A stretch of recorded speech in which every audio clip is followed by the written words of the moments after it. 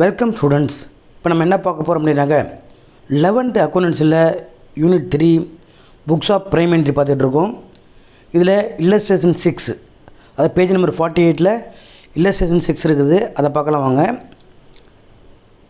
முதல்ல கொஸ்டின் பார்க்கலாம். இப்படி தான் உண்மையிலே கொஸ்டின் கேட்பாங்க. உங்களுக்கு ஒரு ஜேர்னல் என்ட்ரி கேட்குறாங்கன்னாக்க இப்போ கொஸ்டின் வந்து இப்படி தான் இருக்கும். இப்போ நான் எப்படி சொல்லணும் அதே போல் நீங்கள் ஆன்சர் எழுதணும். நல்லா பார்த்துக்குங்க. இப்படி தான் இதுக்கு முன்னாடி பார்த்தீங்கன்னா எக்ஸாம்பிள் தான் ஒவ்வொரு ட்ரான்சாக்ஷனை பார்த்தோம். ஆனால் ஒவ்வொரு ட்ரான்சாக்ஷனும் உங்களுக்கு கொஸ்டினில் வராது. 2 மார்க் கொஸ்டினில் கேட்டால் அப்படி கேட்பாங்க. ஆனால் 5 மார்க் கொஸ்டினில் எப்படி வரும்னாக்க இது போல் மொத்தமான கொஸ்டின் இருக்கும். அது 1 மந்த்துக்குள்ளே ஃபுல்லாக கொடுத்துருப்பாங்க. அந்த ட்ரான்சாக்ஷன் நம்ம வந்து 1 மந்த்துக்கு ஃபுல்லாகவே எழுதணும். இப்போ 10 ட்ரான்சாக்ஷன்னா 10 ட்ரான்சாக்ஷன் எழுதினா தான் உங்களுக்கு 5 மார்க் கிடைக்கும். சம்டைம் வந்து இதிலே 5 ட்ரான்சாக்ஷன் மட்டும் கேட்பாங்க. ஒன்லி 5 அது மட்டும் கேட்பாங்க. அப்போ நீங்கள் வந்து 5 ட்ரான்சாக்ஷன் மட்டும் எழுதினா போதும். ஸோ ஒன்று எனக்கு தெரிஞ்சுக்க வேண்டியது அவசியம். இதில் ஒவ்வொரு ட்ரான்சாக்ஷனையும் ரீசன் இருக்கும். Reason very important. ஏன் டெபிட் பண்ணுறோம், ஏன் கிரெடிட் பண்ணுறோன்ட்டு. ஸோ இதை பாருங்கள். Jaiseeli is a sole proprietor having a provision store. அதாவது ஜெய்சீலி அப்படிங்கிற ஒரு சோல் ப்ரொப்ரைட்டர், அதாவது தனி வணிகர்வங்க. இவங்க வந்து ஒரு ப்ரொவிஷன் ஸ்டோர் வச்சுருக்காங்க. Following are the transactions during the month of January 2018 journalise தேம்னு கொடுத்துருக்கு. அது மாதிரி 2018 வந்து ஜனவரி மாதத்துக்குள்ள ட்ரான்சாக்ஷன் தான் கொடுத்துருக்குது. அது நம்ம ஜேர்னல் எழுதுங்கன்னு கேட்டிருக்குது, ஜேர்னல் செய்யுங்கன்னு கேட்டிருக்கு. இப்போ ஃபஸ்ட்டு ட்ரான்சாக்ஷன் என்ன இருக்குன்னு பாருங்கள். ஜனவரி 1 commenced business with cash rupees 80,000. Commenced business with cash rupees 80,000. இப்போ வந்து சம்டைம் நேம் கொடுத்துருக்கலாம். முன்னாடி வந்து ஏதோ ஒரு பேர் கொடுத்து கமன்ஸ்டு பிஸ்னஸ் வித் கேஷ்னு கேட்டிருக்கலாம். 80,000 கொடுத்துருப்பாங்க. இல்லை நேம் இல்லை. நேம் இல்லைனாக்க நம்ம நேமை விட்டுறலாம். கேபிட்டல் மட்டும் எடுத்துக்கலாம் நீங்கள். ஸோ இதுக்கு எப்படி ஆன்சர் எழுதுற முதல்ல பார்த்துருவோம். அப்புறம் ஒன்று ஒன்றா பார்த்து வருவோம். அப்போ அவங்களுக்கு ஈஸியாக இருக்கும். கமன்ஸ்டு பிஸ்னஸ் வித் கேஷ் 80,000 கொடுத்துருக்கு. நிச்சயமாக ஏதோ ஒரு ப்ரொப்ரைட்டர் ஓனர் தான் பிஸ்னஸை தொடங்க போகிறாங்க. அந்த ஓனர் யாருன்னா நிச்சயம் ஒரு பர்சன் தான். அதனால் கேபிட்டல் அப்படிங்கிறது எப்போயுமே பர்சனில் கூட ஞாபகம் வச்சுங்க. ஃபஸ்ட்டு அமௌண்ட்டு போடுற அமௌண்ட்டுக்கு என்ன பேருனாக்கா கேபிட்டல் தான். இப்போ நீங்களே பிஸ்னஸ் ஸ்டார்ட் பண்ண போகிறீங்க. ஃபஸ்ட்டு ஒரு அமௌண்ட் போட்டு தான் பிஸ்னஸ் ஸ்டார்ட் பண்ணணும். ஒரு பெரிய அமௌண்ட்டாக இருக்கும் அது நிச்சயமாக. ஸோ அந்த அமௌண்ட்டுக்கு என்ன பேர்னா கேபிட்டல் தான் பேர். அந்த கேபிட்டல் அப்படின்னு சொல்லக்கூடியது எப்படி இருக்கும், கேஷாக தான் இருக்கும். இந்த 80,000 அப்படிங்கிறது கேஷ் தான், வேறு ஒன்றும் கிடையாது. ஸோ இதில் ஒவ்வொரு ட்ரான்சாக்ஷனும் மினிமம் 2 அக்கௌண்ட் இருக்கும். மினிமம் 2, மேக்ஸிமம் அதுக்கு மேலே கூட இருக்கலாம். மினிமம் 2 அக்கௌண்ட் இருக்கும் ஒவ்வொரு ட்ரான்சாக்ஷன்லையும். இந்த ட்ரான்சாக்ஷன் 2 அக்கௌண்ட்டுக்கு ஒன்று என்ன அப்படின்னா கேபிட்டல் ஒன்று இருக்குது, இன்னொன்று கேஷ் ஒன்று இருக்குது. மைண்டில் வச்சுங்க. ஒன்று கேஷு, இன்னொன்று கேபிட்டல். இப்படி கூட ஏமா வச்சுங்க. ஃபஸ்ட்டு நம்ம ஸ்டார்ட் பண்ணும்போது போடக்கூடிய அமௌண்ட்டுக்கு பேர் தான் கேபிட்டல்னு பேர். எப்படி உங்களுக்கு கணக்கு கொடுக்கறனாக்க கமன்ஸ்டுன்னு கொடுப்பாங்க அப்படின்னு தொடங்குறதுன்னு அர்த்தம். ஸ்டார்டேன்னு கொடுப்பாங்க சம்டைம் அப்படின்னா தொடங்குறதுன்னு அர்த்தம். இன்ட்ரோடியூசர் அப்படின்னாக்க அப்படின்னு அப்போ நம்ம இவ்வளோ பணம் போட்டு இன்ட்ரோடியூஸ் பண்ணியிருக்கோம் அந்த இவ்வளோ பணத்தை அப்படின்னு அர்த்தம். ஸோ இது மாதிரி வேர்டு வந்தாலே நீங்கள் வந்து இந்த என்ட்ரி தான் எழுதணும். இது போல் என்ட்ரி எழுதணும். எப்படி ஜேர்னல் என்ட்ரி எழுத போகணும்னு பாருங்கள். அதுக்கு commenced business with cash rupees 80,000. 80,000 கேபிட்டலில் போட்டு அந்த பிஸ்னஸை தொடங்கியிருக்காரு அந்த ப்ரொப்ரைட்டர். நம்ம எப்போயுமே அக்கௌண்ட் யாருக்கு எழுதணும்னாக்கா பிஸ்னஸுக்கு தான் எழுதணும், ஓனருக்கு கிடையாது. பிஸ்னஸ் பாயிண்ட் ஆஃப் வியூ தான் நம்ம அக்கௌண்ட் எழுதணும். இதை மைண்டில் வச்சுங்க. ஸோ இப்போ பிஸ்னஸை பொறுத்த வரைக்கும் அந்த கேஷ் அப்படிங்கிறது என்ன அக்கௌண்ட் அப்படின்னாக்கா ஒரு ரியல் அக்கௌண்ட். மைண்டில் வச்சுங்க. கேஷ்ங்கிறது ஒரு ரியல் அக்கௌண்ட். இதுக்கு என்ன ரூல்ஸ் அப்படின்னாக்கா debit what comes in, credit what கோஸ் அப்படி தான் ரூல்ஸ். கோல்டன் ரூல்ஸ் கண்டிப்பாக தெரியணும். முதல்ல என்ன அக்கௌண்ட்னு ஐடென்டிஃபை பண்ண தெரியணும். அதுக்கு ரூல்ஸை அப்ளை பண்ணணும். நான் எப்படி கேஷுங்கிற ரியல் அக்கௌண்ட் அப்படின்னு சொன்னேன் அப்படின்னாக்க கேஷை வந்து நம்ம கண்ணால் பார்க்க முடியும். கேஷுங்கிறது பணம் தான், தொட முடியும். ஒரு உருவம் இருக்கும். ஒரு 500 நோட்னா இப்படி தான் இருக்கும் உங்களுக்கு தெரியும். 2000 நோட்னா இப்படி தான் இருக்கும் உங்களுக்கு தெரியும். 100 rupees நோட்னா இப்படி தான் இருக்கும் உங்களுக்கு தெரியும். 200 நோட்டு வந்து ஒரு ஃபிகர் இருக்குது பார்த்தீங்களா, எல்லாத்துக்குமே எல்லாமே உங்களுக்கு எல்லாம் ஐடென்டிஃபை பண்ண முடியும். ஸோ கண்ணால் பார்க்க முடியுது, தொட முடியுது, உருவம் இருக்கிறது எல்லாமே என்னன்னாக்க ஒரு ரியல் அக்கௌண்ட். கேஷுங்கிறதுனால தான் ரியல் அக்கௌண்ட் சொல்கிறோம். இதுக்கு என்ன ரூல்ஸ்னாக்கா debit what comes in, credit what goes out. உள்ளே வரது எல்லாத்தையும் டெபிட் பண்ணிடணும், வெளில போகிறதெல்லாம் கிரெடிட் பண்ணிடணும். எதுக்கு உள்ளே வருது, பிஸ்னஸுக்கு உள்ளே வருது. நம்ம வந்து business point of view account எழுதுறதுனால பிஸ்னஸுக்கு கேஷ் உள்ளே வந்தீங்கன்னா டெபிட்டு, பிஸ்னஸ் விட்டு கேஷ் வெளில போனீங்கன்னா என்னது கிரெடிட். மைண்டில் வச்சுக்கிங்க. ஸோ இந்த சூழ்நிலையில் இப்போ அந்த ப்ராப்பர்ட்டி வந்து பிஸ்னஸுக்கு கேபிட்டல் கேஷ் போட்டிருக்காரு எவ்வளோ 80,000 rupees. அந்த கேஷ் வந்து கம்ஸின்னா பிஸ்னஸுக்கு கோஸ் அவுட்டான்னு பார்க்கணும். பிஸ்னஸ் பொறுத்தவரைக்கும் என்னது அந்த cash கம்ஸின். So cash account debtor எப்போயுமே ஃபஸ்ட் என்ட்ரி தான். நம்ம வச்சுங்க கேஷ் அக்கௌண்ட் டெட்டார் தான். ஒன்று டெபிட்னாலும் ஆட்டோமேட்டிக்காக ஒன்று கிரெடிட் தான். டூ கேபிட்டலில் ஒன்று கிரெடிட்டில் வரப்போகுது. எப்படின்னாக்க கேபிட்டலுங்கிற ஒரு பர்சனல் அக்கௌண்ட், அந்த ப்ராப்பரேட்டர் வந்து போட்ட கேபிட்டல்னு அர்த்தம். அவர் ஒரு பர்சன், அதனால் பர்சனல் அக்கௌண்ட். அதுக்கு என்ன ரூல்ஸ் அப்படின்னாக்க debit the receiver credit the giver, இதான் rules. Debit the receiver credit the giver. So அதான் ரூல்ஸ். இதுக்கு ஜெய்சீலி அப்படிங்கிறத தான் கேபிட்டல் போட்டிருக்காங்க. தெரியுதா? ஜெய்சீலி அப்படிங்கிறத தான் கேபிட்டல் போட்டிருக்காங்க. ஸோ அவங்களும் பர்சன் தான், அதனால் பர்சனல் அக்கௌண்ட் அப்படின்னு சொல்கிறோம். ஸோ இந்த ப்ரொப்ரேட்டர், அதாவது ஜெய்சீலி அப்படிங்கிறவங்க ரிசீவராக கிவரான்னு பார்க்கணும். அவங்க பணத்தை வந்துட்டு அந்த பிஸ்னஸ் கொடுத்துருக்காங்களா இல்லை ரிசீவ் பண்ணுறாங்கன்னு பார்த்தாக்க நிச்சயமாக அவங்களுக்கு கிவர். நம்ம ரூல்ஸ் என்னது? Debit the receiver credit the giver. அவங்க வந்து கிவர் அப்படிங்கிறதுனால ஜெய்சீலியோட கேபிட்டல் என்ன பண்ணணும்னா கிரெடிட் பண்ணுறோம் பாருங்கள். ரெண்டு கேபிட்டல் கூட நீங்கள் எழுதிக்கலாம், ஒன்றும் தப்பு கிடையாது பேர் இல்லாமல். ஸோ இதான் என்ட்ரி. இதில் வந்து 80,000 போட்டுங்க. 80,000 கொடுத்துங்க. இப்படி தான் ஹெட்டிங்லாம் எழுதணும். இன் தி புக்ஸ் ஆஃப் ஜெய்சீலி ஜேர்னல் என்ட்ரிஸ்லாம் எழுதணும். பாருங்கள் டேட் இருக்குது பாருங்கள், டேட் கொடுத்துங்க ஃபஸ்ட்டில். அடுத்து பர்டிகுலர்ஸ் கொடுத்துங்க. எல்எஃப் வந்து டெபிட்டுக்கு முன்னாடி தான் வரணும். டெபிட் ருபீஸ் கொடுத்துங்க, கிரெடிட் ருபீஸ் கொடுத்துங்க. இப்போ டேட்டில் என்ன பண்ணாக்கா 2018 ஜனவரி 1. இது கொஸ்டினில் உள்ளது தான். இந்த கொஸ்டினில் இருக்குது பாருங்கள் 2018 ஜனவரி அப்படின்ட்டு.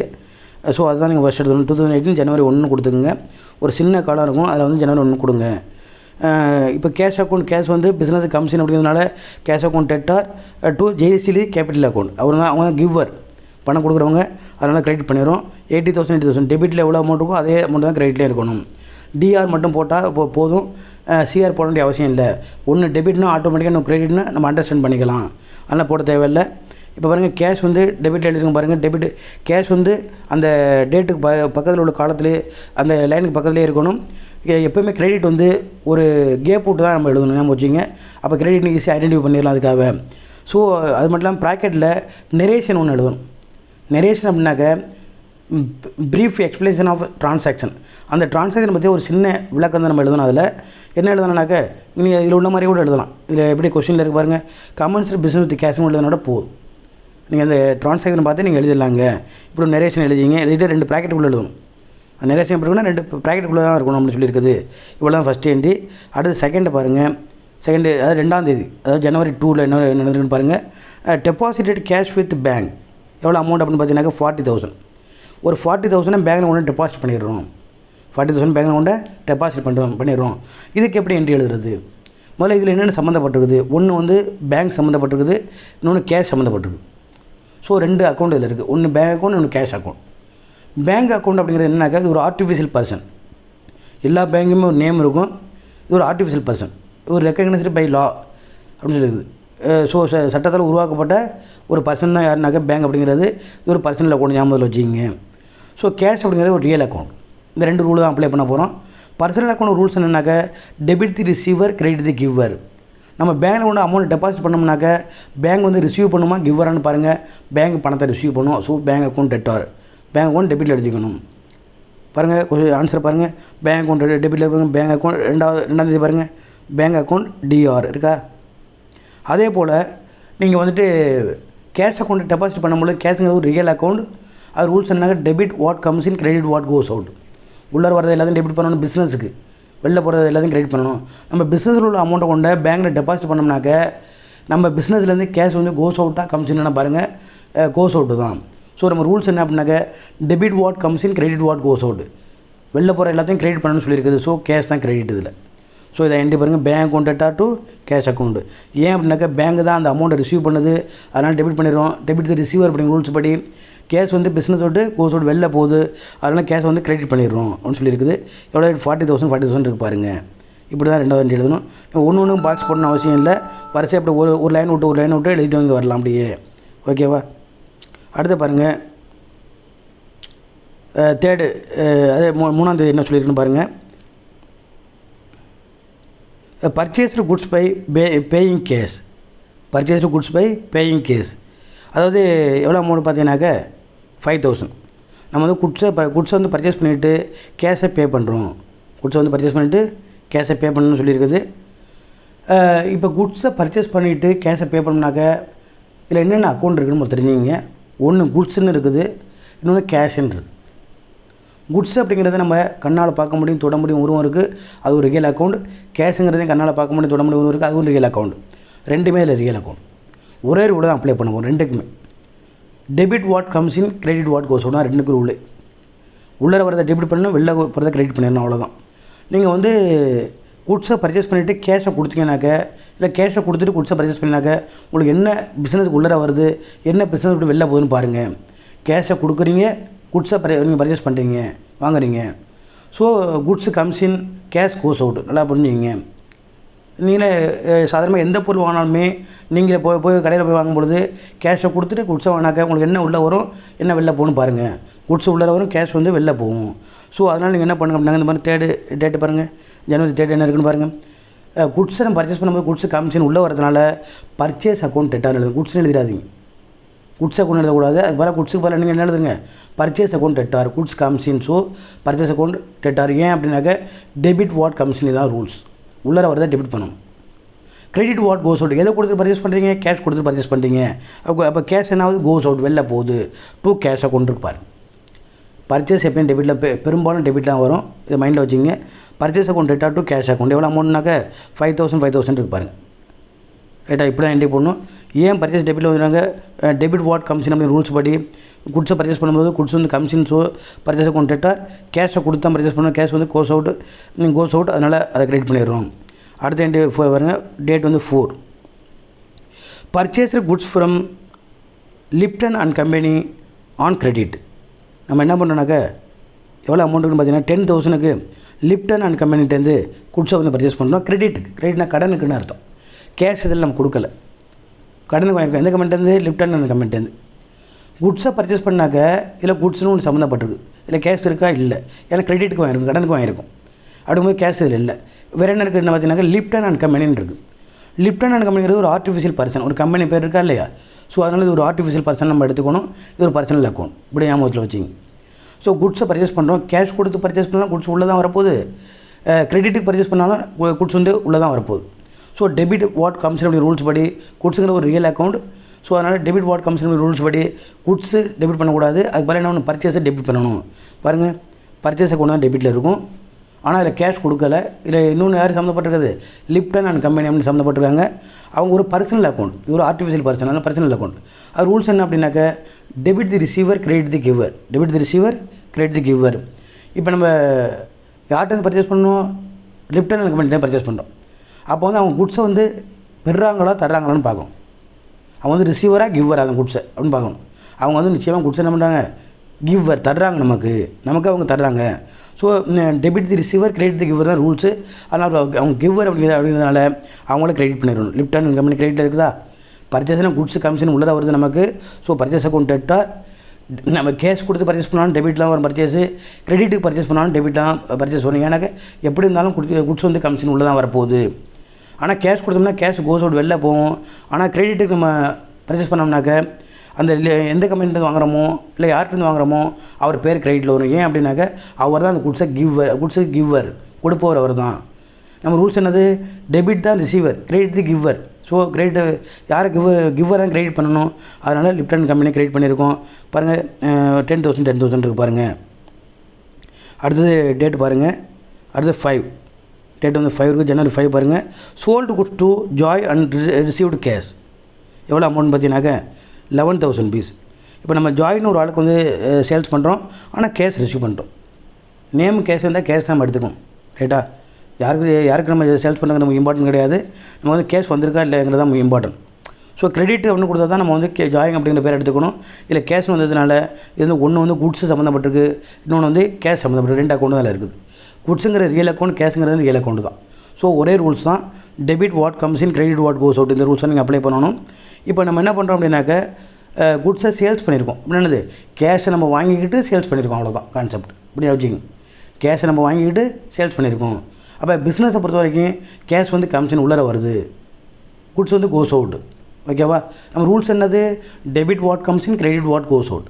உள்ளே வரதை டெபிட் பண்ணணும், வெளியில் போகிறத கிரெடிட் பண்ணணும், இதுதான் ரூல்ஸ். ரைட்டா, இப்போ நம்ம வந்துட்டு கேஷை வாங்கிக்கிட்டு குட்ஸை சேல்ஸ் பண்ணோம்னாக்க இப்போ வந்து எது கமிஷன் எது கோஸ் அவுட்னு பாருங்கள். கேஷ் கமிஷன், பிஸ்னஸை பொறுத்த வரைக்கும் கேஷ் வந்து உள்ளே வரும், குட்ஸ் வந்து கோஸ் அவுட் வெளில போகும். அப்போ என்ன என்ட்ரி எழுதுனாக்க நல்லா என்ட்ரியை பாருங்கள், எப்படி ஜெனரல் என்ட்ரி எழுதுருக்கான்னு பாருங்கள்.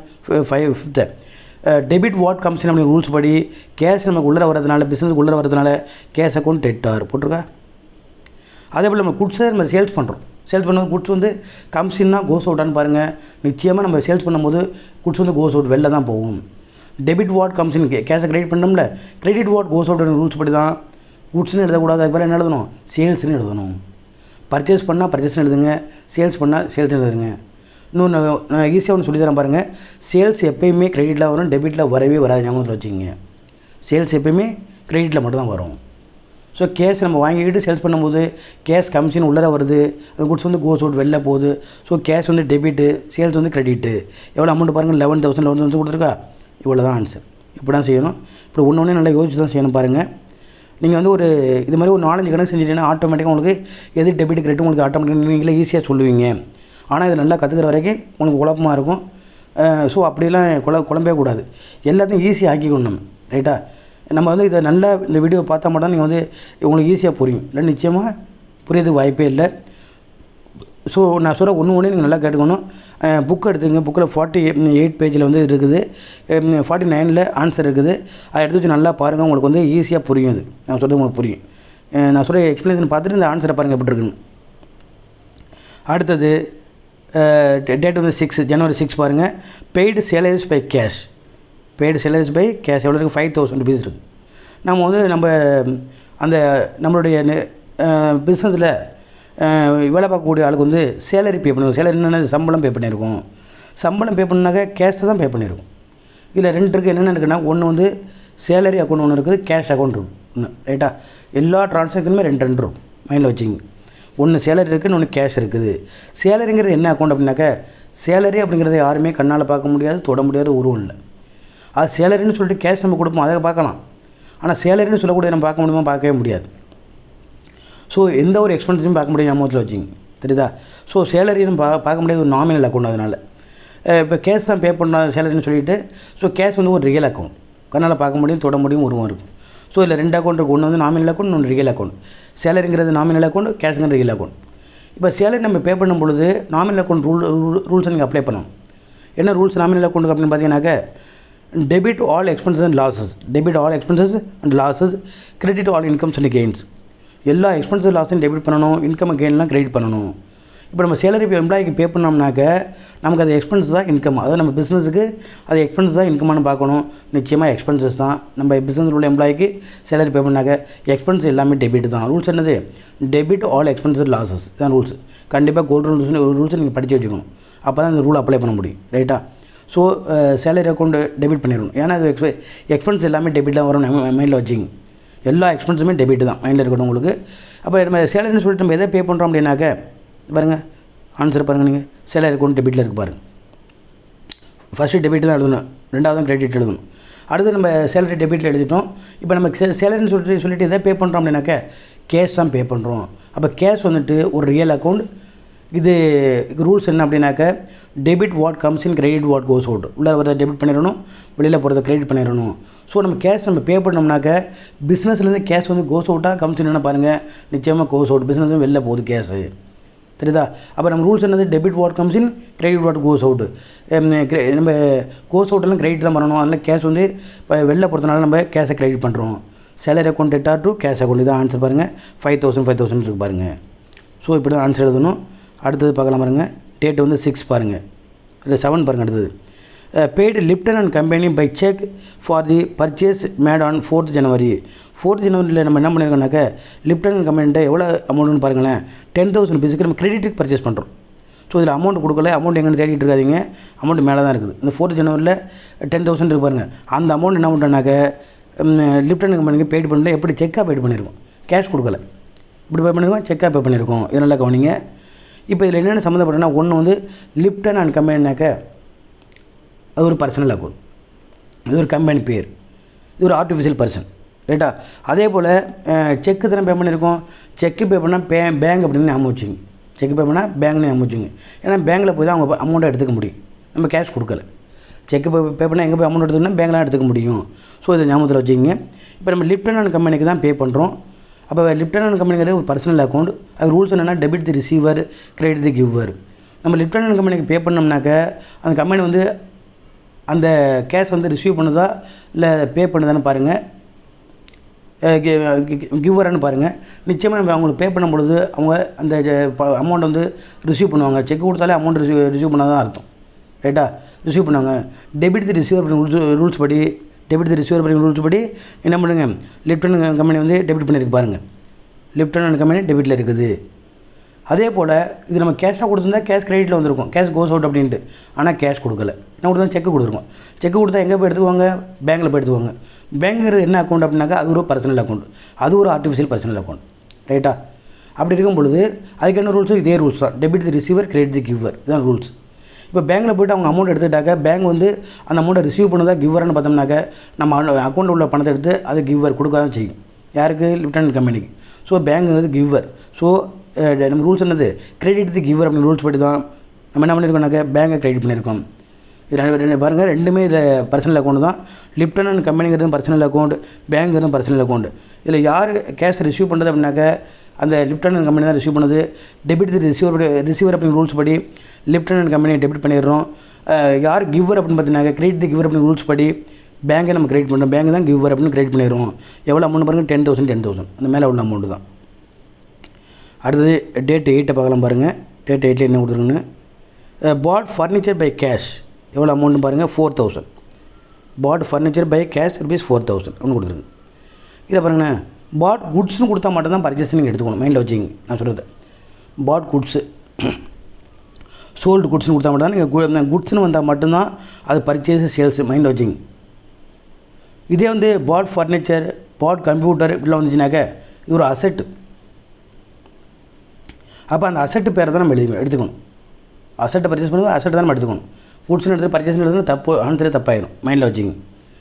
பாட் ஃபர்னிச்சர் பை கேஷ் அப்படின்னாக்க ஃபர்னிச்சரை கேஷ் கொடுத்துட்டு வாங்குகிறோன்னு அர்த்தம். ஃபர்னிச்சரை கேஷ் கொடுத்துட்டு வாங்குகிறோம். இல்லை ஒன்று என்ன, ஒரு அக்கௌண்ட் என்னென்னாக்க ஃபர்னிச்சர், இன்னொரு அக்கௌண்ட் என்னென்னா கேஷ். ஒரு அக்கௌண்ட் ஃபர்னிச்சர், இன்னொரு அக்கௌண்ட் கேஷ். கேஷை கொடுத்துட்டு ஃபர்னிச்சர் வாங்குகிறோம். ரைட்டா, இதில் வந்து பர்ச்சேஸ்னு எழுதிடாதீங்க, குட்ஸ்னு வந்தால் மட்டும் தான் பர்ச்சேஸ், மைண்டில் வச்சுங்க. ஃபர்னிச்சர் பர்ச்சேஸ் பண்ணும் பொழுது நமக்கு என்ன கமிஷன் என்ன கோஸ் அவுட்னு பார்க்கணும், அவ்வளோதான். ஏன்னா ஃபர்னிச்சர் ரியல் அக்கௌண்ட்டு தான், கேஷ்னு ரியல் அக்கௌண்ட்டு தான். நம்ம வந்து கேஷை கொடுத்துட்டு ஃபர்னிச்சர் பர்ச்சேஸ் பண்ணும் பொழுது debit what commission, credit what goes out இந்த ரூலும் அப்ளை பண்ண போகிறோம். நம்ம என்ன உள்ளர வருது அப்படின்னாக்க ஃபர்னிச்சர் கமிஷன் உள்ளர வருது. So furniture account debtor. Cash வந்து கோஸ் அவுட் வெளில போகுது, கேஷ் கொடுத்துனா வாங்குகிறோம். ஸோ கேஷ் கோஸ் அவுட் வெளில போகிறதுனால கேஷ் அக்கௌண்ட் கிரெடிட்டு. என்ட்ரியை பாருங்கள், 8th என்ட்ரியை furniture account debtor to cash account. மைண்டில் நல்லா வச்சுக்கிங்க. குட்ஸை பர்ச்சேஸ் பண்ணால் மட்டும் தான் பர்ச்சேஸ் நீங்கள் எழுதணும். ஃபர்னிச்சர்னால் ஃபர்னிச்சர் தான் எழுதணும், கம்ப்யூட்டர்னால் கம்ப்யூட்டர்னு எழுதணும், மெஷினரினா மெஷினரி தான் எழுதணும். ஓகேவா? ஸோ அசெட் வாங்கும்போது அசெட்டு தான் நம்ம டெபிட்டில் எழுதணும். அந்த அசெட் தான் நம்ம commission. So furniture account debtor to cash account. Furniture commission, cash goes out. எவ்வளோ முன்னா 4,000 இருக்கும் பாருங்கள், இதுதான் ஆன்சர். அடுத்து பார்க்கலாம். அடுத்து 9th டேட் பாருங்கள். Paid electricity charges by cash. Paid electricity charges by cash எவ்வளோ அமௌண்ட்னு பார்த்தோம்னாக்க ₹1,000. ₹1,000 நம்ம எலக்ட்ரிசிட்டி சார்ஜ் பே பண்ணியிருக்கோம். இது ஒரு எக்ஸ்பென்சஸ் தான். எலக்ட்ரிசிட்டி சார்ஜஸ் யாரும் கண்ணால் பார்க்க முடியாது, தொட முடியாது, உருவமெல்லாம் இல்லை. இது ஒரு நாமினல் அக்கௌண்ட், மைண்டில் வச்சுங்க. கேஷ் தான் பே பண்ணிடுவோம். நீங்களே போய் எலக்ட்ரிசிட்டி பில்லு கட்டுறீங்க, அதை எலக்ட்ரிசிட்டி சார்ஜஸ் வந்து யாரும் பார்க்க முடியாது. ஆனால் வந்து கேஷ் தான் பே பண்ணுவீங்க, அதை கேஷை பார்க்கலாம். எலக்ட்ரிசிட்டி சார்ஜஸ் அப்படிங்கிறது ஒரு நாமினல் அக்கௌண்ட். ரூல்ஸ் என்னக்க debit all expense and losses, credit all incomes and gains தான் ரூல்ஸு. கேஷ்ங்கிற ஒரு ரியல் அக்கௌண்ட். ரூல்ஸ் என்னது, debit what comes in, credit what goes out அப்படிங்கிறதான் ரூல்ஸ். ரைட்டா? இப்போ எலக்ட்ரிசிட்டி சார்ஜ் அப்படிங்கிறது ஒரு எக்ஸ்பென்சஸாக இல்லை இன்கமான பாருங்கள், நிச்சயமாக எக்ஸ்பென்சஸ் தான். நம்ம பிஸ்னஸ்க்கு தான் எலக்ட்ரிசிட்டி சார்ஜ் கட்டுறோம். ஸோ எக்ஸ்பென்ஸ் தான் பிஸ்னஸை பொறுத்த வரைக்கும். ஸோ எக்ஸ்பென்ஸ் எல்லாமே டெபிட் தான். எக்ஸ்பென்ஸ் எல்லாமே டெபிட் தான். Debit all expenses and losses தான் ரூல்ஸ். ஸோ எலக்ட்ரிசிட்டி சார்ஜஸை டெபிட் பண்ணிடுங்க. எதை பே பண்ணணும், கேஷ் தான் பே பண்ணணும். கேஷ் வந்து கம்ஸினாக கோஸ் அவுட்டான்னு பாருங்கள். ஏன் அப்படின்னாக்க இது ஒரு ரியல் அக்கௌண்ட். ரூல்ஸ் என்ன அப்படின்னாக்க debit what comes in, credit what goes out தான் ரூல்ஸ். இப்போ நம்ம வந்து கேஷ் பே பண்ணுறதுனால கேஷ் வந்து கமிஷனாக கோஸ் அவுட்டான்னு பாருங்கள். பிஸ்னஸுக்கு நிச்சயம் பிஸ்னஸ்லேருந்து கோஸ் அவுட். ஸோ கேஷ் வந்து கிரெடிட்டில் இருக்கும். இது பாருங்கள், ஆன்சரை பாருங்கள், நான் சொன்ன மாதிரி இருக்கும். 9th பாருங்களேன். Electricity charges account debtor to cash account இருக்குதா? ஏன்னா எலக்ட்ரிசிட்டி சார்ஜஸ் அப்படிங்கிறது டெபிட். ஏன் அப்படின்னாக்க அது ஒரு எக்ஸ்பென்ஸ் அப்படிங்கிறதுனால கேஷ் வந்து பிஸ்னஸ் விட்டு கோஸ் அவுட், அதனால் அது கிரெடிட்டில் இருக்குது. அடுத்து லாஸ்ட் என்ட்ரி பார்க்கலாம். என்னென்னு பார்ப்போம். Last entry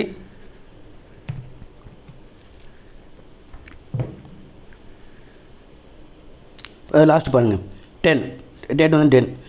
bank paid insurance premium on furniture as per standing instructions. எவ்வளோ அமௌண்ட் பார்த்தீங்கன்னாக்கா 60 rupees. அமௌண்ட் வந்து 60 rupees. பேங்க்கிட்ட நம்ம என்ன பண்ணிட்டோம்னாக்க ஒரு ஸ்டாண்டிங் இன்ஸ்ட்ரக்ஷன் கொடுத்துருக்கோம்.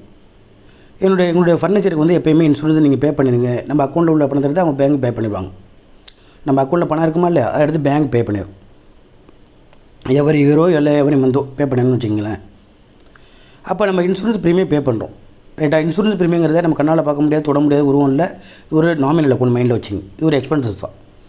பிஸ்னஸை பொறுத்த வரைக்கும் இது ஒரு எக்ஸ்பென்சஸ். ஓகேவா, நாமினல் அக்கௌண்ட். இதை யார் பே பண்ணுறது? நம்ம கேஷ் கொடுத்தோமா? இல்லை. யார் பே பண்ணுறது? பேங்க் தான் பே பண்ணுது. ஏன்னா பேங்க் நம்ம இன்ஸ்ட்ரக்ஷன் கொடுத்துட்டோம், நீங்கள் அப்படியே இன்சூரன்ஸ் ப்ரீமியம் கட்டிடுங்க அப்படின்னு நம்ம ஸ்டாண்டிங் இன்ஸ்ட்ரக்ஷன் கொடுத்துருவோம். எவரி இயர் பேங்க் கட்டிடும் ஆட்டோமேட்டிக்காக. ஸோ நம்ம பே பண்ணல, பேங்க் தான் பே பண்ணுது. ஓகேவா. இல்லை இன்னொன்று என்ன சம்மந்தப்பட்டு பேங்க் தான் சம்மந்தப்பட்டிருக்கு. ஸோ இன்சூரன்ஸ் ப்ரீமியம் அப்படிங்கிறது நாமினல் அக்கௌண்ட். அதுக்கு ரூல்ஸ் என்ன அப்படின்னாக்க debit all expenses and losses, credit all incomes and gains தான் ரூல்ஸு. ஸோ இது ஒரு எக்ஸ்பென்ஸ் அப்படிங்கிறதுனால இன்சூரன்ஸ் ப்ரீமியம் அக்கௌண்ட் டெபிட் தான். Insurance premium account debit. இது நம்ம கேஷ் பே பண்ணல. கேஷ் பே பண்ணால் கேஷ் கிரெடிட்டில் வந்துருக்கும். ஆனால் பேங்க் கிட்ட இன்ஸ்ட்ரக்ஷன் கொடுத்துருக்கோம், பேங்க் பே பண்ணியிருக்கு. பேங்க் அப்படிங்கிறது பர்சனல் அக்கௌண்ட். அது ரூல்ஸ் என்னது? Debit the receiver, credit the giver. Bank pay பண்ணிதுனாக்கா பேங்க் வந்து ரிசீவராக கிவரான்னு பாருங்கள். அமௌண்ட்டை பே பண்ணியிருக்குனாக்கா கிவர் தான் பேங்க். ஸோ ரூல்ஸ் என்னது? Debit the receiver, credit the giver. அதான் rules, personal account rules. Credit the giver அப்படின்னு ரூல்ஸ் படி பேங்கை கிரெடிட் பண்ணியிருப்போம். பாருங்கள் ஆன்சர் எப்படி இருக்குன்னு பாருங்கள். இந்த பாருங்கள் 10 பாருங்கள். Insurance premium account debtor to bank account. எவ்வளோ அமௌண்ட்னாக்க 300 rupees. அங்கே அமௌண்ட் ஒழுங்காக தெரியலை, உங்கள் புக்கில் கரெக்டாக இருக்குது. ஸோ 300 rupees கரெக்டாக இருக்குது பாருங்கள். நல்லா புரிஞ்சுங்க.